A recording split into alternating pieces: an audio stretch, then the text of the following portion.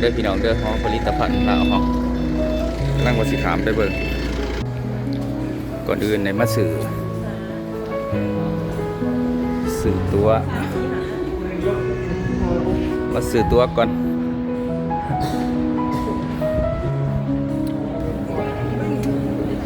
หลังจากสื่อ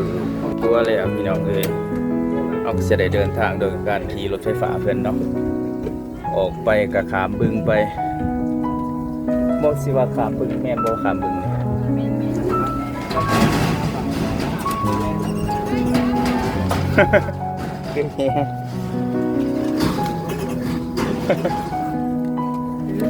ถ้าว่าบ่อยากขี่รถหรือว่านั่นก็ย่างขามก็ได้พี่น้องย่างไปก็ได้เป็นเฮ็ดสะพานให้แต่ว่าก็อยากใกล้เดิมอ่ะนะ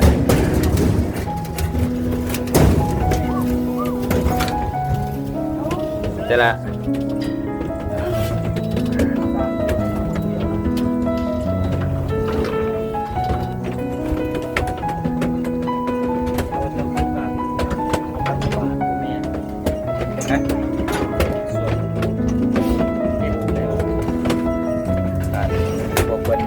ขี่รถกระยางเอ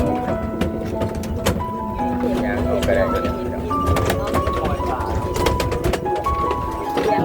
คนคิดว่าอื่นหาปลาได้วัน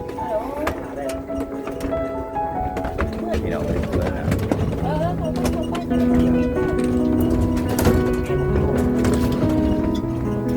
ใช่แล้วกัน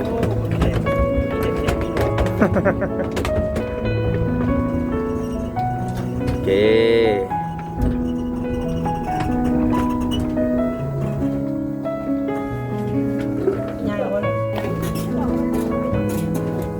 จับอยู่บนจ่องหรือปลาอยู่นี่ก็ได้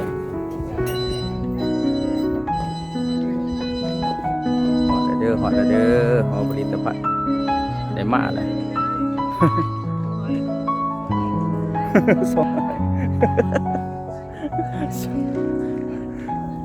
สองคนคนละ2,000 คนไม่ใช่ดำไม่ใช่ตัวเป็นคนยืนมูเป็นคนไทยนะ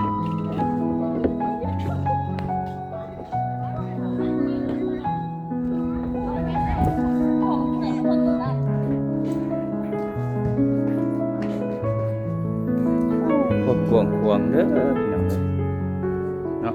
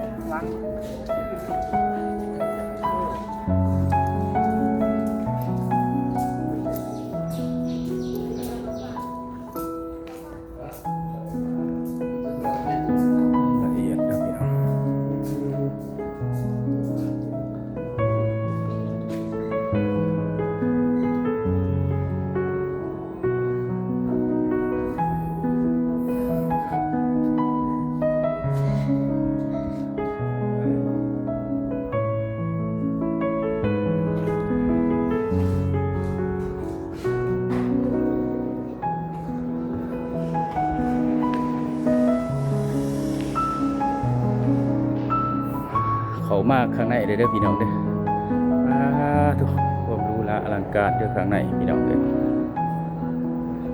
แกสลักได้ดีเราวะแถววะ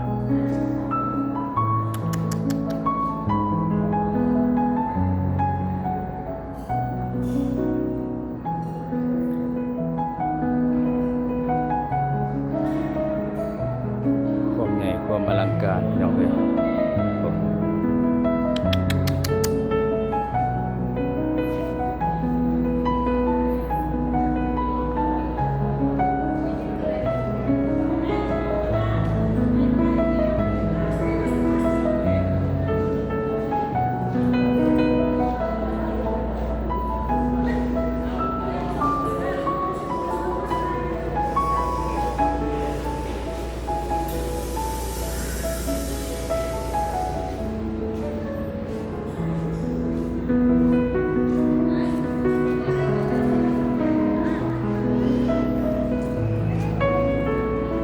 พี่น้องเลยความอลังการงานสร้างมีจุดงาน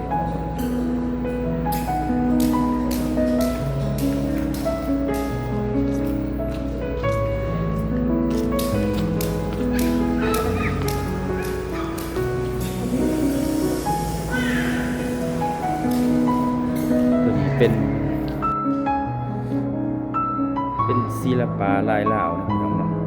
เป็นในพี่น้องเด้อรายละเอียดเป็นอันอยู่ในนี้นะพี่น้องตัวนี้โอ้แกะสลักได้สุดยอดดีพี่น้องเอ้ยความงามไม่บอก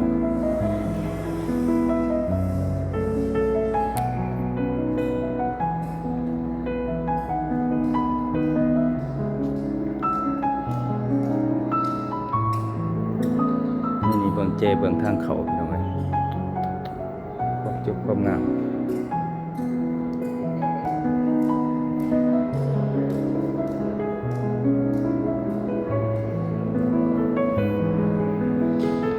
ใส่พี่น้องเบิ่งแจ้งกันเนาะสองเรื่อง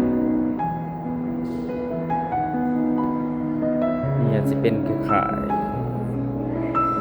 ใหม่นี่อาจสิเป็นใหม่เกลือบ่พี่น้องเบิ่งนำกันความละเอียดอ่อนบอกจบความงาม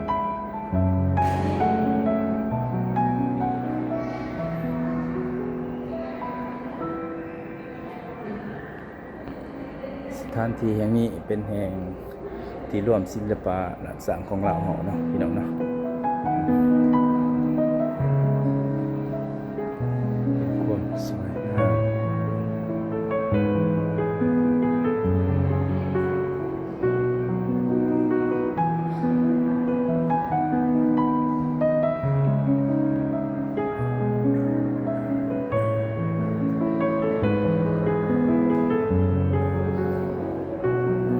ตัวนี้ซึ่งบ่งบอกในความอุดมสมบูรณ์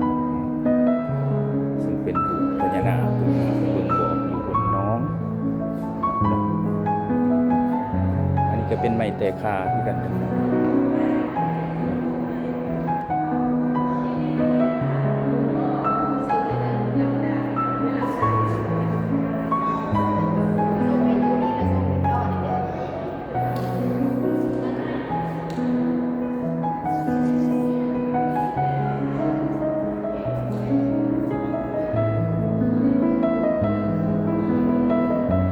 ันนี้เป็นว่าไม้หิ้งหอยไม้หิ้งหอยเป็นประเภทไม้หิ้งหอยเนาะ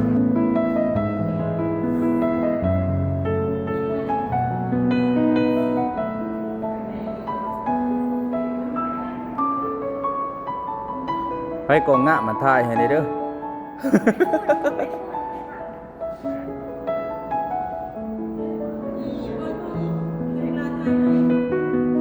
อันนี้สิท่าน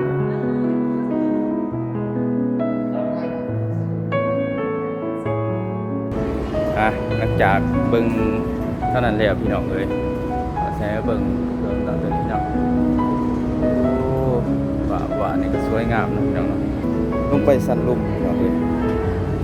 ไปสันลุมนะ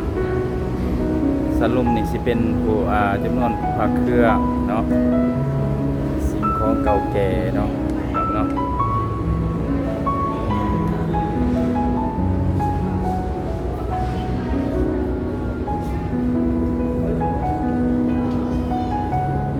พี่น้องเนาะ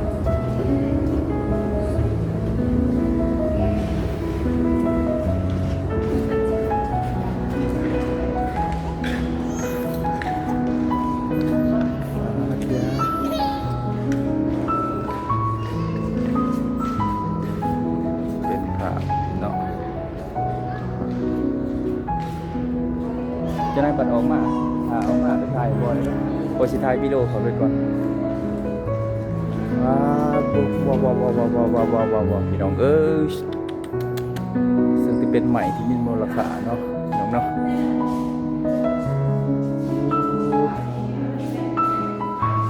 ยังไงเบิ่งเนาะเป็นใหม่ที่มีมูลค่า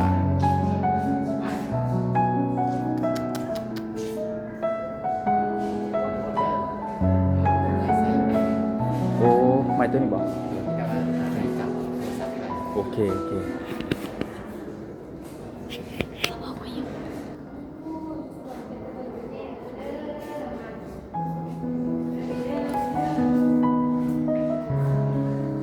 นี่เนาะซึ่งเป็นหอผลิตภัณฑ์เนาะ แกะสลักลายใหม่ของบ้านเฮาเนาะเนาะ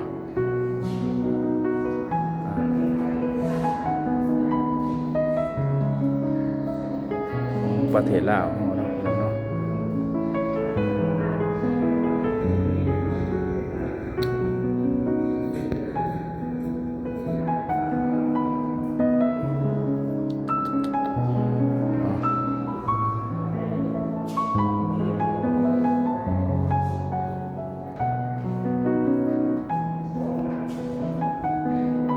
คือว่าอยู่ทั้งลุมนี่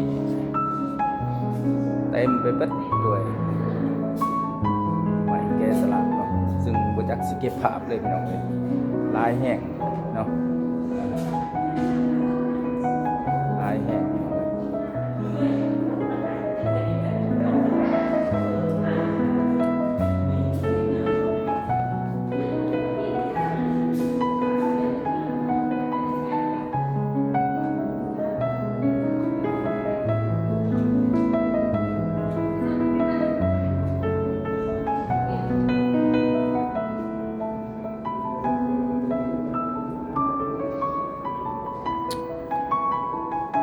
แล้วก็ย่างมาหอดจุดนี้เนาะสิมีทางแยกเข้าไปอีกเด้อพี่น้องเอ้ย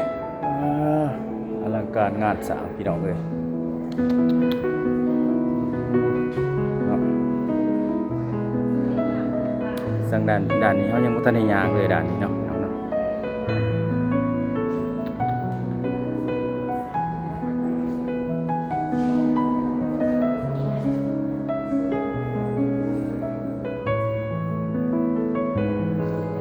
นี่สิมีหลายอิหยังจ้ะว้า แข่งกันเลยแข่งกันเลยแข่งกันเลยแข่ง30 30 กูบ่เคยเห็นใบใหญ่เป็นจังซี่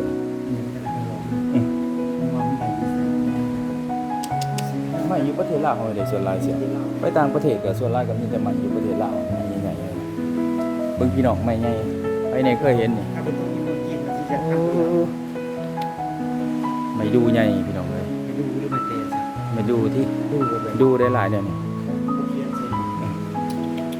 แผ่นพี่น้อง3 แผ่นคือสิมันต้นหนึงอะเขาเอาตะบอนสำคัญมัน พี่น้องเลยเบิ่งตีผูกแบน เอาไปเรือเห็นเรือลัง2 เป็น ว้างพี่ลึกแกนี่อีกพี่น้องเลยโอ้โหโอ้โหโอ้โห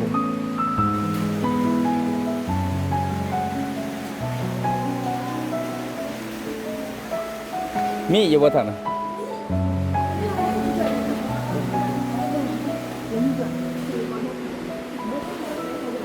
ดามาถ่ายพ่อในบ้านหนึงอยู่นี่งามจัง ท้อง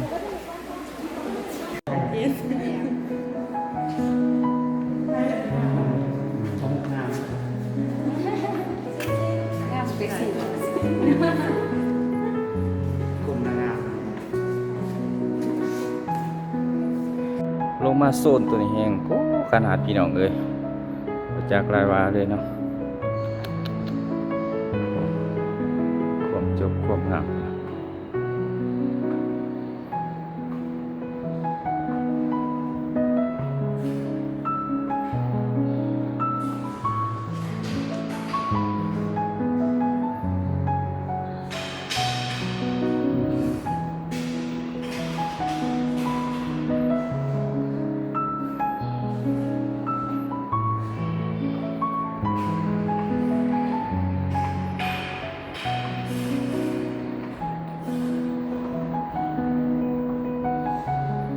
ความลายเนาะพี่น้องเนาะ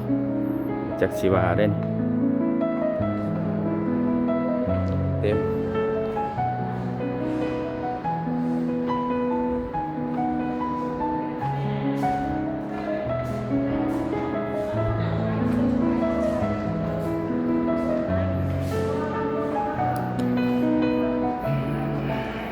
จะเอาก็เสียได้ขึ้นเถอะ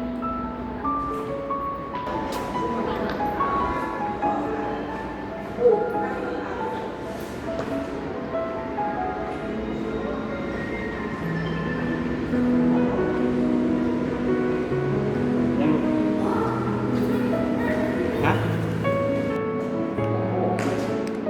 ค้งแล้วปูติดเอาเลย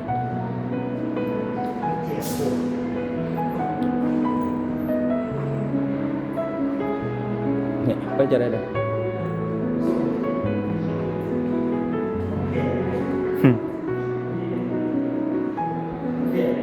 ยีนยังไว้ตัวนะ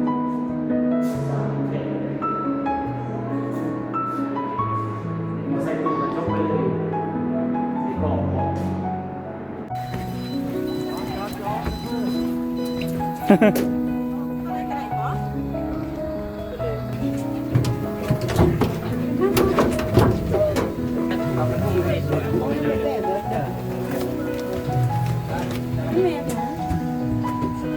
อันนี้บอกกี่รถบอก สีขาวส้ม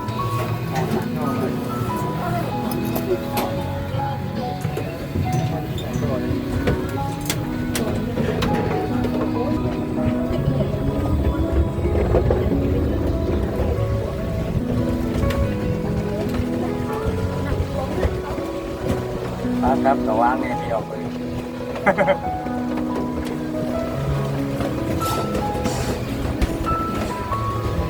เรียงหน้าผมพูดหน้าดวงปลา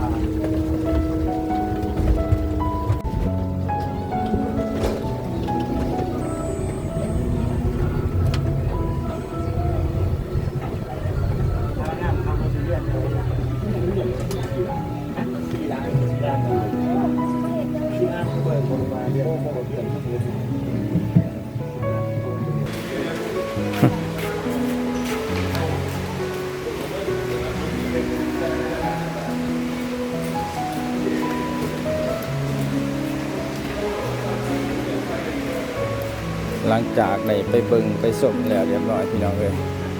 ก็ได้กลับได้บาดนี้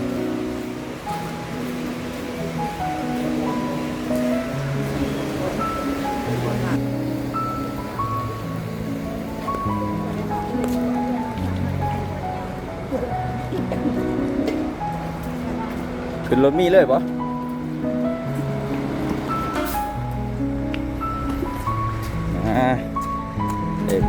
หรือว่าเป็นได้เบิ่งเป็นที่เรียบร้อยแล้ว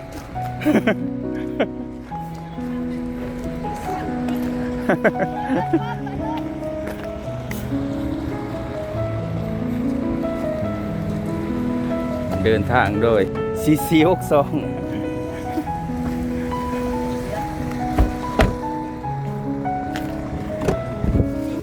จะได้